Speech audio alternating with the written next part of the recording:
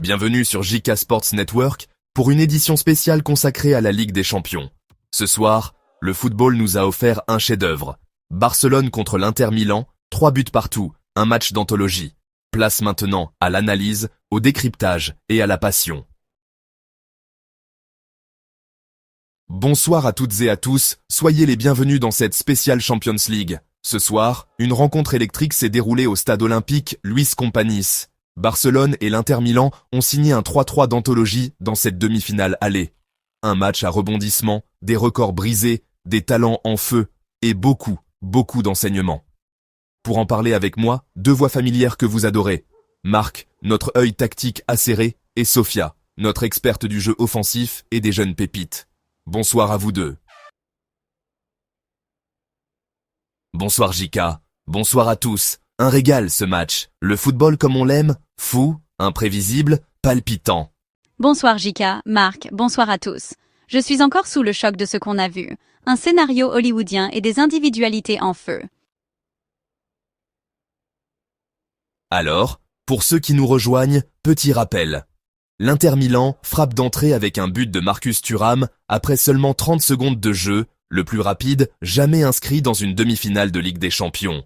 À la 21e, Denzel Dumfries double la mise sur une reprise limpide. À ce moment-là, le Barça semble sonner.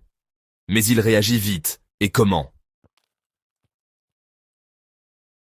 Oui, Lamine Yamal, 17 ans, part en solo, élimine 2 hommes, enchaîne un enroulé magnifique et relance le Barça. 3 minutes magiques. Et puis à la 38e, Ferran Torres, à l'affût, égalise après une remise subtile de la tête de Rafinha. 2-2, tout est relancé. Et en seconde période, c'est reparti de plus belle. L'Inter reprend l'avantage avec un deuxième but de Dumfries, de la tête cette fois. Mais le Barça répond dans la minute. Rafinha frappe en force, la balle heurte la transversale, touche Yann Sommer et finit au fond. 3-3. À ce moment-là, on se dit, mais jusqu'où vont-ils aller? Il y avait une telle intensité, une telle émotion. Défensivement, oui, c'était friable, des deux côtés. Mais offensivement, c'était un feu d'artifice. Justement, parlons des individualités. Sophia, un mot sur Yamal, qui bat un record de précocité ce soir. C'est phénoménal. Ce qu'il fait à 17 ans en demi-finale de C1, face à une défense comme celle de l'Inter, c'est du jamais vu. Il a une intelligence de jeu, une sérénité, une créativité qui définit son âge. C'est un talent générationnel. Et ce but, seul contre 3, enroulé poteau rentrant, on a tous eu des frissons. Et que dire de Rafinha? Une passe, un but provoqué, 20 contributions décisives en Ligue des Champions cette saison. Il dépasse Messi dans les chiffres. C'est le joueur clé du Barça en ce moment. Il a du caractère, il prend des risques, il tente. Ce soir encore, il a porté l'attaque sur ses épaules. C'est lui qui relance le match. 2 fois. Côté Inter, Dumfries vole la vedette. Homme du match sans conteste? Oui, et de loin. 2 buts, 1 passe. Il a été un véritable poison.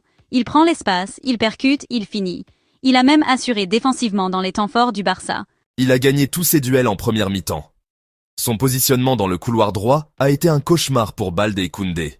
Et surtout, il a été froid devant le but. Très grande performance.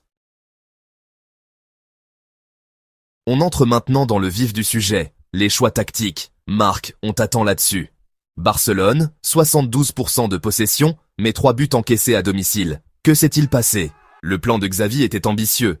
Pressing au large, possession-domination territoriale. Mais c'était trop risqué.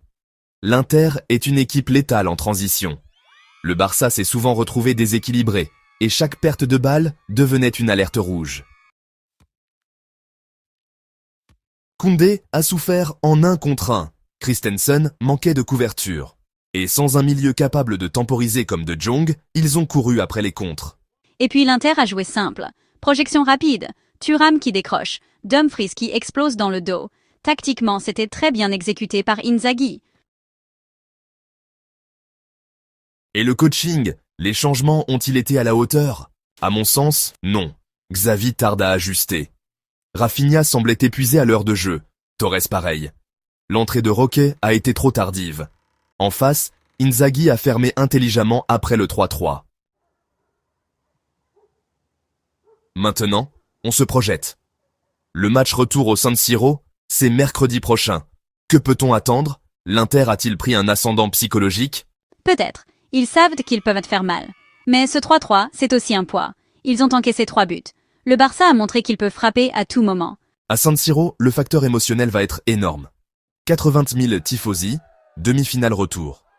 Si Barcelone n'a pas réglé ses soucis défensifs d'ici là, ça peut faire très mal. Mais attention, si De Jong revient, ou Araujo, ça change beaucoup. Le Barça a les armes pour gagner là-bas. Allez, moment vérité, vos pronostics. Je vois l'Inter s'imposer 2-1 à domicile. Un match solide, bien géré. Je mise sur un 2-2, prolongation, et le Barça qui passe au tir au but. Yamal, encore lui, en héros. Et moi, je vais jouer les Suisses, je garde le suspense intact. Ce qu'on sait, c'est que ce sera une bataille épique. Merci à vous deux pour ces analyses passionnantes. Ce soir, la Ligue des Champions nous a encore prouvé qu'elle est unique. Des talents, des histoires, des frissons.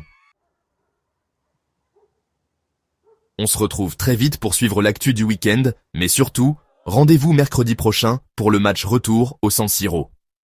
D'ici là, portez-vous bien, vive le football, et n'oubliez pas, ici, le jeu ne s'arrête jamais.